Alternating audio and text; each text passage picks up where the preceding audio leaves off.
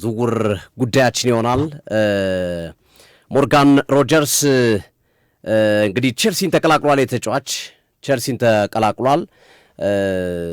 ሞርጋን ሮጀርስ በተለይ በዚህ የክረምት የዝውውር መስኮት በትልቁ አነጋጋሪ የነበረው የዝውውሩ ጉዳዮች መካከል የሚጠቀስ ነውና ድንገት ነው ቼልሲ በዝውውር ውስጥ ገብቶ ፈጥኖ ውሳኔዎችን በማድረግ ይህንን ዝውውር መፈጸም መጨረስ የቻለው። ሞርጋን ሮጀርስን ቼልሲዎች በ117 ሚሊዮን ፓውንድ የእንግሊዝ ሁለተኛው ውዱ የዝውውር ዋጋ በመክፈል በዓለም አምስተኛው የምንጊዜም ውዱ ተጫዋች መሆን ሞርጋን ሮጀርስ ሰሜን ለንደን ይደርሳል ተብሎ ሲጠበቅ ምዕራብ ለንደን የተገኘው እና ቼልሲ አርሰናልን ሰርቶለታል ምንም ጥያቄ በሌለው መንገድ አድማዎቻችን።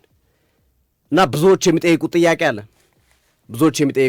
አለ። እንዴት ሞርጋን ሮጀርስ ወደ አርሰናል ጨርሶ አልነበረ ወይ? ለክለብ ግንኙነት ተጀምሮ አልነበረ ወይ? ምንድነው የተፈጠረው? የሚሉት ነገሮች በትልቁ መነጋገሪያ ሆነው መቆየታቸው ይታወሳል። የበርካቶች መነጋገሪያ ሆነው መቆየታቸው ይታወሳል። ሶፊ ሞርጋን ሮጀርስ ገብቷል ብለን አልነበር? ሊገባ ነው ብለን አልነበር? የሚል አድማጭ አይቻለሁ። ይሄ እኔ ብቻ ሳይሆን ዓለም የዘገበ ነው። ፋብሪዞ ሮማንም የዘገበው ነው። የክለብ ለክለብ ሁሌ የምናነሳው ነው። ዝውውር ካለቀ እንዲሁም በተደጋጋሚ የምናነሳው ነው። ኢቭን ሂር ዊ ጎ ተብሎ እንኳን ዝውውር ላይካሄድ ይችላል። ሂር ዊ ጎ ተብሎ እንኳን ፋብሪዞ ሮማኖ ሂር ዊ ጎ ብሎት እንኳን ላይካሄድ ይችላል ዝውውር። ግን እኛ ያለውን መረጃ ነው የምንሰጠው። ኤደርሰንን ለምሳሌ መረጃዎችን እንሰጣለን። ኤደርሰን ሂር ዊ ጎ ተብሎ ጨርሷል። ሕክምና ምርመራ ላይ ግን ፌል አደረገ፣ ተመለሰ። ስለዚህ ከኛ ጋር የሚገናኛል። እኛ መረጃ ነው የምንሰጣችሁ፣ መረጃውን ትቀበላላችሁ። ዝውውር ደግሞ አትመኑ ብለናል። ደግመን ተናገር። ዝውውር መረጃ ዛሬ የተባለው ነገ ተገላቢጦች ነው ሊመጣ ይችላል። ነገ የተባለው ከነገ ወዲያ ተገላብጦ። ዴቪድ ኦርኒስተን እንግዲህ ታማኙ ቁጥር አንዱ የዝውውር ዘጋቢ ነው። የአርሰናልና የአስቶን ቪላ ክለብ ለክለብ ግንኙነት መጀመሩን ይፋ ያደረገው።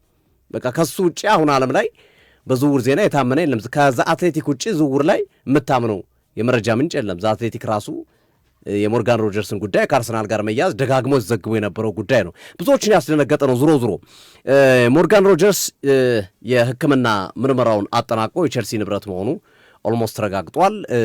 ይሄ ተጫዋች ወደ ቼልሲ በሚያመራበት ጊዜ ግን አንድ ክስተቶች ነበሩ። ምንድናቸው? የሞርጋን ሮጀርስን ማንሳት የፈለኳት ይችን ብቻ ነው። ዝውውሩን ሰምታችሁታል፣ ቼልሲ እንደነጠቀ ሰምታችሁታል። ግን ይችን ሀሳብ ለማስቀመጥ ነው በተጨማሪነት የሮጀርስ ጉዳይ ያነሳሁት። ምን ተከሰተ በአርሰናልና በቼልሲ መካከል ምን ተከሰተ የሚለው መሰረታዊ ነገር ነው። ግርምሾ ብዙ ጊዜ ታነሳዋለህ፣ ገንዘብ ሚና ይጫወታል ትላለህ። ገንዘብ ነው የተጫወተው። በነገራችን ላይ ጨዋታው ዋናው የጨዋታው የመፋለሚያው ነጥብ ገንዘብ ነው። ፋብሪዞ ሮማኖ በዘገባው እንዳሳየው ከሆነ ይሄ ዛ አትሌቲክ አልዘገበውም፣ ዴቪድ ኦርኒስተንም አልዘገበውም። ሰው እነሱ ቢዘግቡት ሞር ኮንፊርምድ ይሆናል። ግን ፋብሪዞ ሮማኖ እንዳስቀመጠው ከሆነ 117 ሚሊዮን ፓውንድ ከቼልሲ አስቶን ቪላ እንደቀረበለት ወዲያውኑ ለአርሰናል ነው የደወለው። ይህን ገንዘብ መክፈል ትችላላችሁ ወይ ለሞርጋን ሮጀርስ ብሎ አስቶን ቪላ ደውሎ ነበረ። የልጁን ፍላጎት ስለሚያውቅ ይላል መረጃ ምንጩ። ግን አርሰናል ለዚህ ተጫዋች ይሄን ያህል ገንዘብ መክፈል አልፈልግም፣ ይሄን ያህል የተጋነነ ገንዘብ መክፈል አልፈልግም የሚል ውሳኔ ሲያስተላልፍላቸው ነው ለቼልሲ ሽያጫቸው 100% ያከናወኑት ይላል። በሌላኛው አቅጣጫ ደግሞ የሚነሱ ዘገባዎች እንደሚያመላክቱት ከሆነ አይ እንደሱ አይደለም። ሞርጋን ሮጀርስ ቀድሞም ቼልሲን መርጧል ከገንዘቡ በተጨማሪ። ይሄ እንዲሆን ያደረጉ ደግሞ ሁለት ተጫዋቾች አሉ። አንደኛው ሪቼ ጄምስ ነው፣ በእንግሊዝ ብሔራዊ ቡድን አብረው ሲጫወቱ የከረሙ። ሁለተኛው ደግሞ ኮል ፓልመር ነው። ኮል ፓልመርና ሞርጋን ሮጀርስ ቤስት ፍሬንድ ናቸው። ከዛ ውጪ አርሰናልና ቼልሲን በሚያነጋግርበት ሰዓት ላይ ከሚካኤል አርቴታ ጋር አውርቷል ሞርጋን ሮጀርስ። በነገራችን ላይ ከዣቢ አሎንሶም ጋር አውርቷል። ከሁለቱ አሰልጣኞች ጋር ሲወያይ የነበሩት የውይይት ቆይታዎች ውሳኔውን ቼልሲ ላይ እንዲያጸና አድርጎታል የሚሉ ሀሳቦች ይነሳሉ።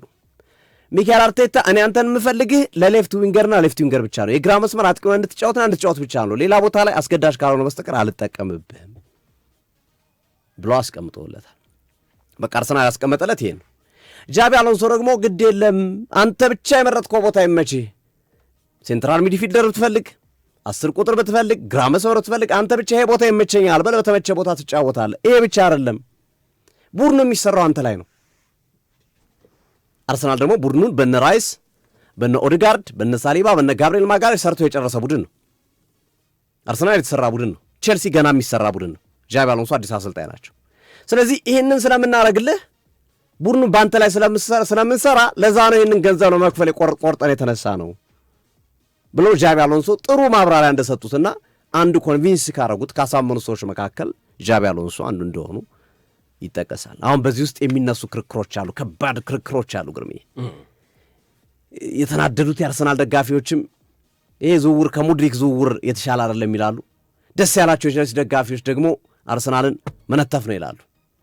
ይሄ በሁለቱ ደጋፊዎች መካከል አንዳንዴም ሌሎች ደጋፊዎችም ጣልቃ እየገቡ ሲከራከሩበት የቆየ ጉዳይ ነው። በነገራችን ላይ የአርሰናል ደጋፊዎች በዚህ ጉዳይ ላይ ሞንጋን ተነጥቀዋል፣ በሲቲ የጨረቱትን ዝውውር ሮጀርስን ተነጥቀዋል በቼልሲ። የአርሰናል ደጋፊዎች ጥያቄ እያነሱ ነው። የአርሰናል የዝውውር ፖሊሲ ላይ ምንድን ነው የምትሰሩት? ያለቀ ዝውውር እኛን የመረጡ ተጫዋቾችን እየገፋችሁ የምሸኙት ለምንድን ነው የሚል ጥያቄ እያነሱ ይገኛሉ። ጥያቄዎች እየተነሱ ይገኛሉ። አንድ ነገር መናገር የሚፈልገው እኔ ሞርጋን ሮጀርስ የሙድሪክ አይነት ዝውውር አይደለም። ሞርጋን ሮጀርስ እንግሊዝ ላይ በትልቁ ውድድር ላይ በአውሮፓ ሻምፒዮንስ ሊግ ላይ ራሱን ማሳየት የቻለ ተጫዋች ነው። በፍጹም ሞርጋን ሮጀርስ የተሻለ ብቃቱን በቼልሲ እንደሚያሳይ ጠብቃለሁ። በተለይ አጠገቡ ያሉት ተጫዋቾች የማይለቁ ከሆነ ኢንዞ ካለቀቀ ካይሲዶ አይለቅም፣ ጥያቄ የለውም። ኢንዞ ካይሲዶ የሚኖር ከሆነ ሞርጋን ሮጀርስን ከዚህ ቡድን ላይ ሲጨምርበት በጣም በጣም በጣም የተሟላ አማካኝ ወደ አጥቂ ማስጠግተ ሌፍት ዊንገር አድርገህ ብታጫውት የተሟላ አጥቂ መፍጠር የምችልበት ሂደት ነው የሚኖረው። ቼልሲ እንደ ክለብ ላይ ይሳካለት ይችል ይሆናል አናቅም። ቼልሲ ምክንያቱም ግብ ጠባቂ ካላመጣ፣ ጥሩ ተከላካይ ካላመጣ፣ ጥሩ አጥቂ ካላመጣ።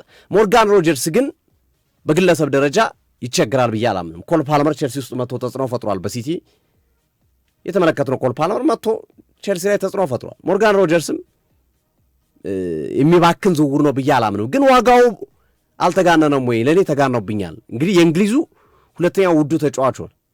በነገራችን ይህን ሁሉ ዋጋ እየተዛባ ያለው ማንቸስተር ሲቲ ኤሊዮት አንደርሰን 116 ካስፈረመ በኋላ ነው። የእኛ ተጫዋች ከማን ያንሳል የሚል አቋም መያዝ የተጀመረ ሁሉም ባርኮላም ፔስጅም ብድግ ብሎ የእኛ ተጫዋች ከአንደርሰን ያንሳል እንዴ፣ አስቶን ቪላም ብድግ ብሎ የእኛ ተጫዋች ከአንደርሰን ያንሳል እንዴ እያሉ ከፍ ያለ ዋጋ እየሰጡ የሚገኙት ከዛ ጋር ተያይዞ ዋጋው ተጋኗል። አዎ፣ ግን ቼልሲ ሻምፒዮንስ ሊግ የማይሳተፍ ቡድን ግርምዬ ባለፈው የውድድር ዓመት የጨረሰበት ቦታ ይታወቃል። አሰልጣኝ የቀየረ ቡድን፣ ገና ያልተረጋጋ ቡድን። ግን ሞርጋን ሮጀርስ ራሱ እንዲህ አይነት ታለንት የሆነ ተጫዋች፣ አቅም ያለው ተጫዋች መምጣቱ ቼልሲዎችን በጣም ሊያስደስት የሚገባ ነው። ገንዘቡን እንቶ ታዲያ እንደዚህ አይነት ገንዘብ ካልከፈልክማ እንዴት ብሎ ይመጣላል? ሻምፒዮንስ ሊግ ካልተሳተፍክ በምን አሳምነህ ታመጣዋለህ? አንደኛው ማሳመኛ መንገድ እኮ ገንዘብ። ስለዚህ የቼልሲዎች ውሳኔ ይህንን ተጫዋች ማምጣታቸው አንድም ትልቅ መልእክት አለው፣ አንድም ቫልዩ አለው። ትልቁ መልእክት ምንድን ነው? አሁንም ቼልሲ ስትሮንግ ነው፣ ጠንካራ ነው። አሁንም ቼልሲ ታሪክ መስራት ይችላል የሚል አቋም እንዲያዝ ይፈልጋል፣ ወይም በደጋፊዎቹ ዘንድ አመኔታ እንዲያገኙ ይፈልጋሉ ብሉኮ ካምፓኒ፣ ቶድ ቦሊ። ሁለተኛው ደግሞ ለተቀናቃኞቻቸው ቼልሲ አሁንም በቀጣይ ዓመትም ከባድ ተፎካካሪ ነው ሊመጣ እንደሚችል ማሳያ ነው። በአንዱ ውድድር ብቻ ነው የሚሳተፈው በፕሪሚየር ሊግ ቼልሲ ቀጣይ ዓመት ፌ ካፕና ካራባው በሁለተኛ ቡድን ስለምትጫወት ማለት ነው።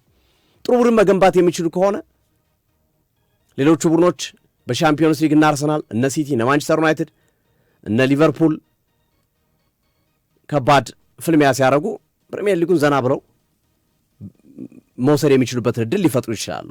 አምና እኮ ማንቸስተር ዩናይትድ ዘግይቶ ተነሳ እንጂ እኮ ካሪክ ቀድሞ መጥቶ ቢሆን እኮ የፕሪሚየር ሊግ ዋንጫ እኮ ሊፎካከር ይችላል። የፕሪሚየር ሊግ ዋንጫ ሊያነሳ የሚችልበት እድል ነበር። ከካሪክ ከመምጣት በኋላ እኮ የተመዘገበው ውጤት እኮ ከነ አርሰናል ከነ ሲቲ ጋር እኮ እኩል ነው፣ ተመሳሳይ ነው። እንዲሁም የሚበልጥባቸው ነጥቦች ነበሩ ከማንቸስተር ዩናይትድ አንጻር።